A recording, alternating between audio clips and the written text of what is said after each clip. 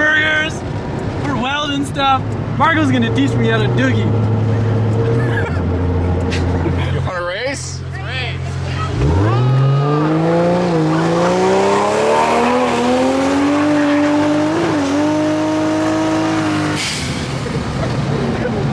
I think we won. Smoked them.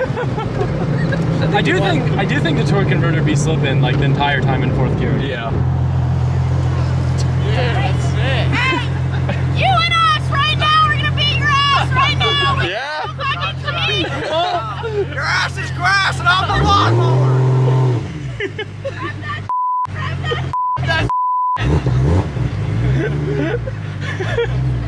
UCM is back in town. I love it. This is what I missed. Take it easy a little bit. Why, are you a cop? We'll give you a head Are you a start. cop? Half speed, half we're throttle. driving a Jeep Half here. throttle. All right. Come on, Rebecca, get it. Is that a girl driving? Yeah. Game face. Let's go!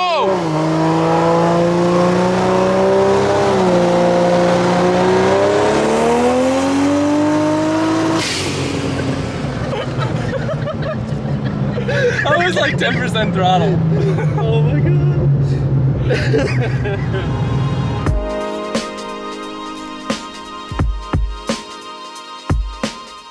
We were having an issue trying to get the AC charged over at Pep Boys. By the way, shout out to the local Pep Boys. Like, they're super cool over there, and they always help us out whenever we need any last minute stuff, like AC, some alignment stuff, tire mounting. Eric always helps us out, but his friend's been helping us today. But we've been having an issue where this fitting that Johan made was leaking, and it turned out that the actual length of the input that goes into that was just a little bit too long, like the shaft was a little bit too long. And then I just wound up grinding it down a little bit, so it just fits in there a little bit better. And now it's actually compressing the gasket, where before it was not. Boys hopefully got to have AC in that thing. Hopefully. I'm still skeptical because it doesn't look like it's pulling enough. I want it to.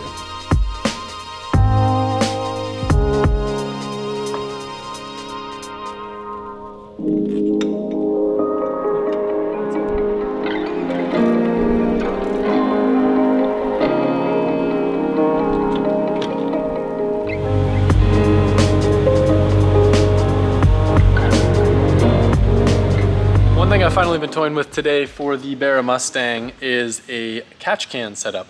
Now this is pretty much the same catch can setup that I have on the 370Z, and it's from a company called Nuke Performance. So on the outside it looks like a nice catch can, but what's really cool is inside has a really cool billet cartridge that has stainless steel mesh in it, its own little dipstick, and it just looks really nice, it feels really nice, and I didn't want to put just a cheap basic catch can on the setup. These breathe really well, and because of all the stainless media in there, it really captures everything so you don't have to worry about having a bunch of oil blowout like I have issues in some of my other cars. So this actually comes with a cool little bracket of its own that I'll show you, where it'll just kind of thread into that piece there. Now I obviously made a little aluminum bracket to bolt that to then bolt to the chassis, but you can kind of get an idea. I have already put together lines, so I can just show you right away what this thing is going to look like when it's set up in here. One of my favorite things about this catch can is this candy that they sent with it.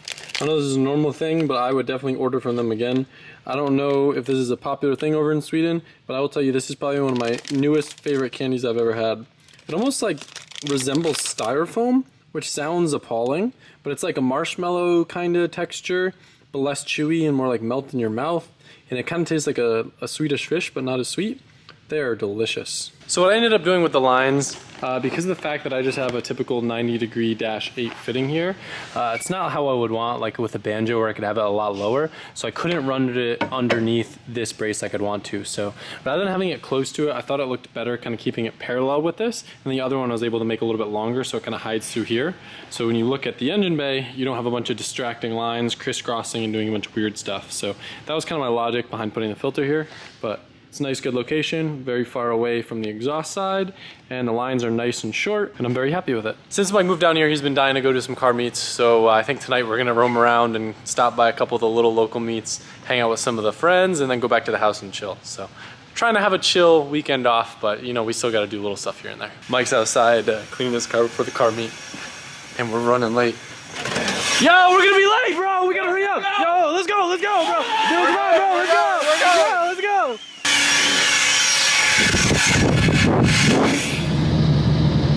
Doesn't look like we're having the best luck with weather, unfortunately.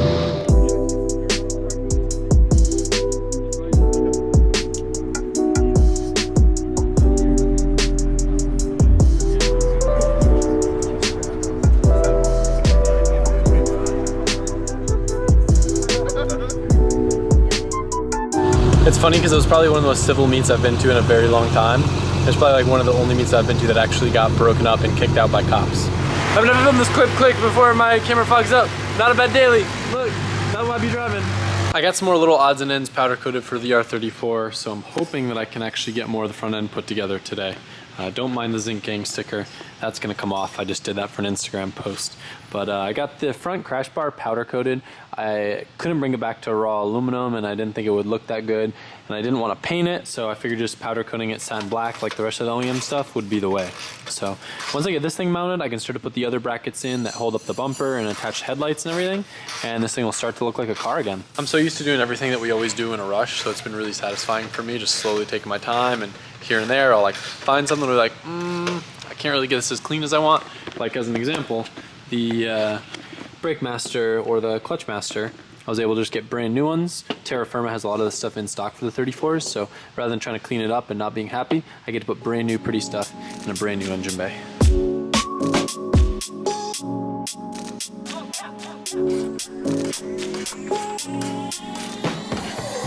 I'm over here just putting everything in kind of loose for the time being, just so I can make sure everything lines up. Mike's over here talking about the fluid in his head of his new tripod. It's got some nice movements, dude.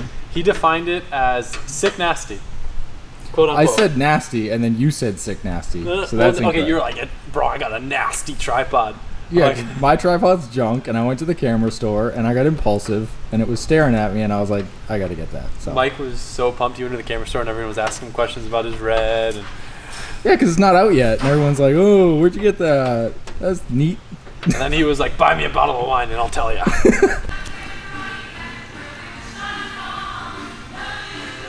What we're gonna do now, I really want to at least have an optional hood on the G350. It'd be cool to use the burn one. Maybe I'll paint it, maybe I'll leave it. It'll kind of depend on how it looks. But the hoods are really, really expensive, so if we can make this one work, it would be awesome, since I already knew we had to cut out a bunch for the valve cover. Now the question is if we can cut out enough for turbo clearance. Otherwise, I can just get like a fiberglass hood that has like some weird humps and stuff. But we're gonna mock this up and see how it feels.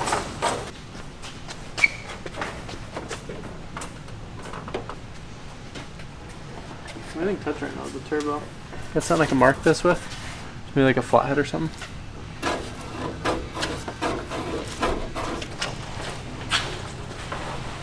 And this is kind of the crown of the turbo, so I don't think I'll need, I'm gonna start by going kind of like halfway into this and just kind of overkill it.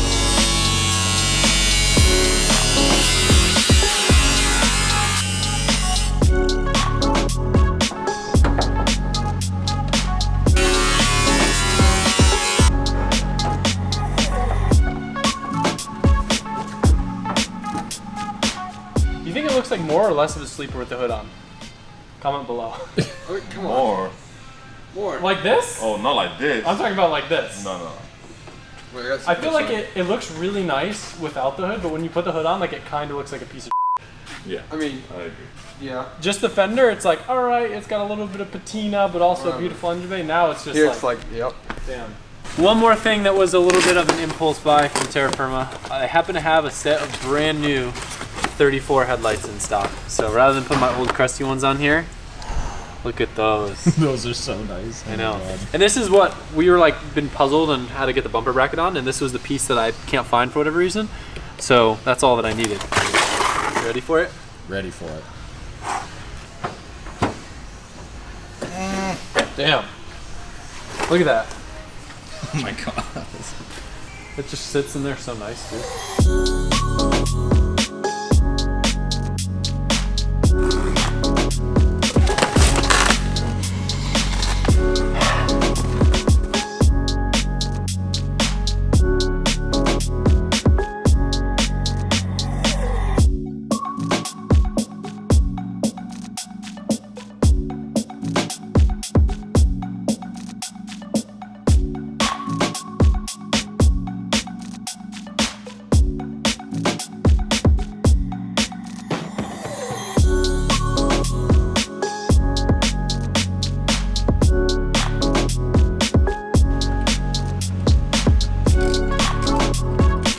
Kinda unnecessary, but I really want to test for the front bumper on this so I can start to get my measurements for where the intercooler is going to go. Maybe start figuring out what I'm going to do for brackets on that. but more or less just kind of see what it's going to look like with the bumper on, with the cooling panel and the strut brace, and kind of get an idea of how cool it's going to look. So even though there's no reason for the bumper on right now, I'm gonna.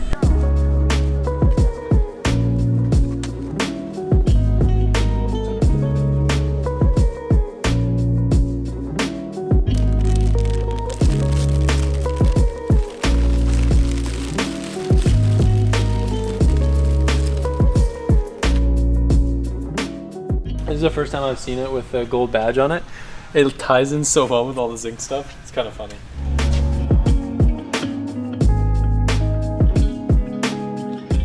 Now all that time that we spent making this look all nice, I get to just cover it up with this.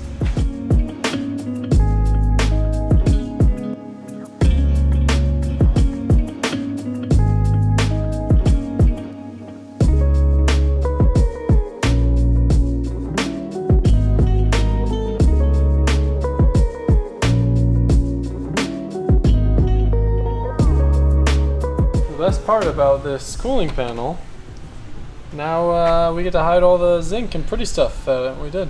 It hides everything. Everything. But we know it's there. I like looking through right here. You just see right through the grill and you just see everything looks so nice and new and fancy. I love it. I've never gotten to like be this detailed with a car, so taking my time and just like really being nitpicky. Don't show the Sharpie covering a rock chip or something.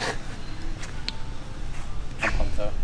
I wanted to go into a little bit more depth and do some more to the 34, but we actually are leaving tomorrow for St. Louis. We have our first day, which is kind of going over the car. I think we're gonna get it back on the dyno, play a little bit more with nitrous. Then we got setup, practice, a day off, and straight into 2 days of competition. If you're not familiar with how FD is working this year, it's actually a back-to-back double header weekend. So there'll be 2 rounds of Pro 1 at the same track. I don't know if it's gonna be the same layout, and there's no qualifying this year because of time constraints. So it'll be really interesting to see how it plays out. I'm super excited to get some more seat time in the car. I was really hoping we'd get the car sorted so I could get another practice session in before the big comp, but we weren't able to. But it's gonna be all good to go for FD, nice and rock solid.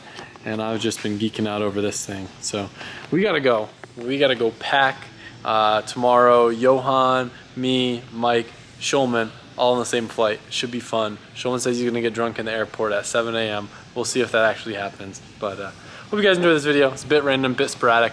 We tried to have like a chill weekend, and then on Monday, I guess today, when you're watching this video, I tried to just film a little stuff here and there just to get a little more content and not have a super short video. So hope you guys enjoyed it. I appreciate you. I might even go live. No, I shouldn't go live tonight. I've got too much packing to do. I'll talk to you guys.